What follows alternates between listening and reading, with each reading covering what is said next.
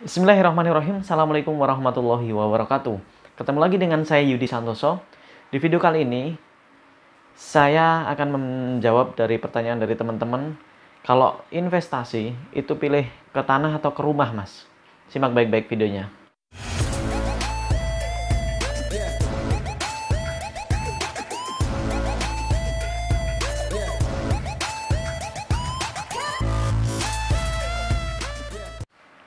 Baik, teman-teman. Ketika kita ingin investasi, pilih rumah atau pilih tanah? Nah, sebelum saya lanjutkan, saya jelaskan dulu bahwa investasi ini adalah bukan untuk tempat tinggal, bukan untuk rumah pertama. Kalau properti pertama atau rumah pertama, teman-teman bisa membeli rumah langsung. Tapi kalau investasi, kalau saya pribadi, saya memilih untuk ke tanah. Kenapa kalau memilih ke tanah? Karena yang pertama, tanah itu tidak ada biaya perawatan. Bahkan ketika kita biarkan saja pun, tanah itu tetap menghasilkan capital gain atau bertambahnya nilai jual suatu tanah.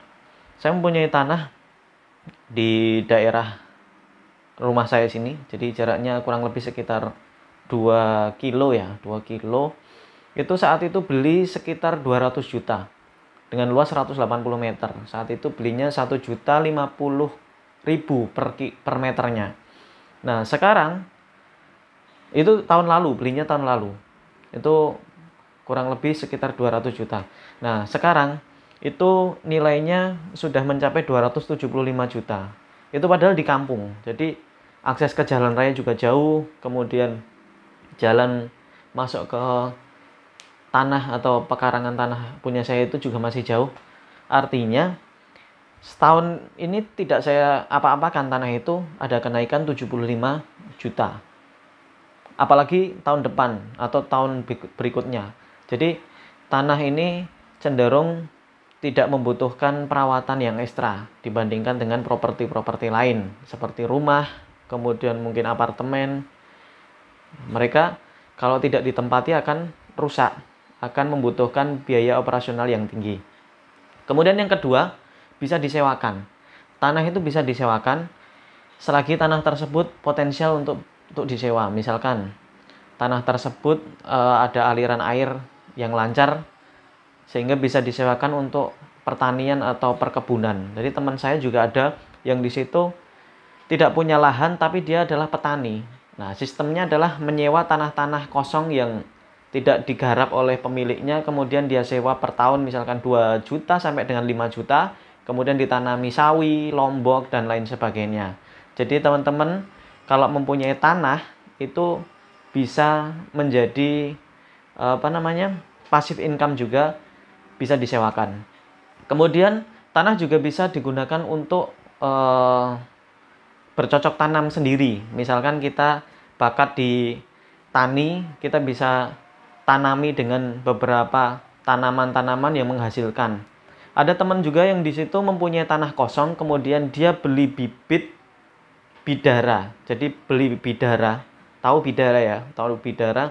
Biasanya pohon itu biasanya digunakan untuk ruqyah, kemudian pengobatan-pengobatan non medis. Nah, seperti itu. Beli di bidara tingginya cuma 20 cm, itu harganya sekitar 25.000. Nah, setelah dirawat selama 1 tahun, bidara itu dijual sampai sekitar 300.000 karena setahun itu bisa naik tingginya bisa sampai sekitar 70 sampai dengan 80 cm. Itu harganya bisa sampai 300.000.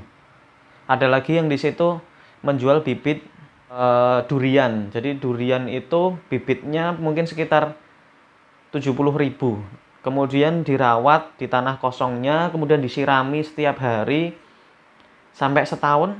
Nah, setelah setahun tinggi, itu harganya bisa sampai 1 jutaan durian. Kemudian ada juga di situ bisa digunakan untuk merawat tanaman-tanaman lain, atau mungkin digunakan untuk ternak lele. Ada juga digunakan untuk ternak lele, daripada tanahnya nganggur kosong, biar ada pemasukan, digunakan untuk ternak lele. Dikasih terpal, kemudian di situ diisi lele, beberapa ribu lele, kemudian nanti setiap bulannya bisa panen. Nah, itu teman-teman. Jadi tanah itu bisa dijadikan sebagai passive income, tambahan pendapatan bulanan kita.